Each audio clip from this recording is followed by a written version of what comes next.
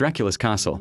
The truth behind Romania's most feared fortress high in the Carpathian Mountains of Romania stands a castle the world knows by one name alone, Dracula's Castle. To millions of people, it is a place of vampires, blood-soaked legends, and immortal evil.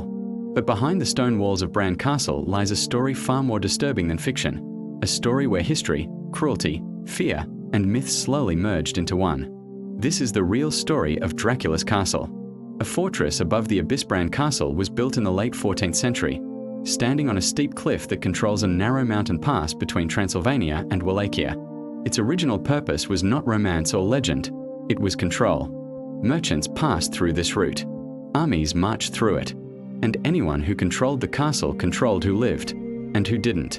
The castle's design reflects this perfectly.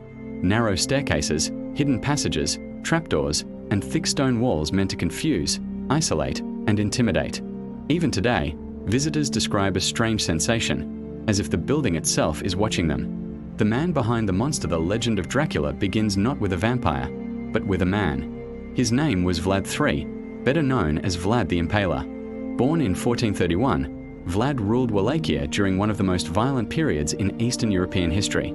His enemies were everywhere: rival nobles, invading Ottoman forces, traitors within his own court. Vlad believed fear was the only language his enemies understood. And so, he perfected terror. The forests of the impaled. Vlad's preferred method of punishment was impalement: slow, public, and agonizing. Victims were placed on sharpened wooden stakes and left to die over hours or days. Entire forests of impaled bodies were reportedly erected outside cities as warnings. Ottoman soldiers described scenes so horrifying that even seasoned warriors refused to advance. According to historical records, tens of thousands may have died this way. And while there is no solid proof that Vlad lived in Bran Castle for long periods, he was imprisoned there, and his name became forever linked to its walls. From history to horror. Centuries later, in 1897, Irish author Bram Stoker published a novel that would change everything: Dracula.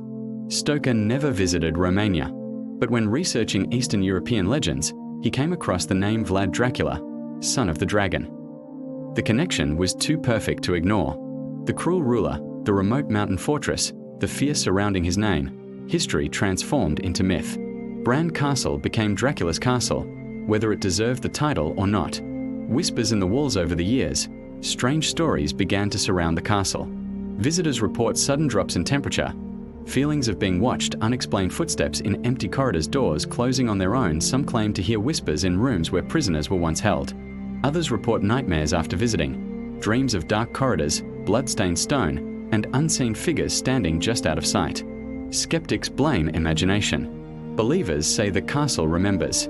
Blood, rituals, and superstition. Romanian folklore is rich with stories of strigoi, restless spirits of the dead who rise to torment the living. Long before Dracula, villagers feared the dead returning from the grave.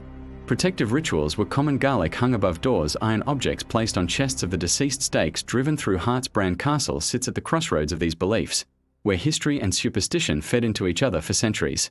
A place that refuses to let go today.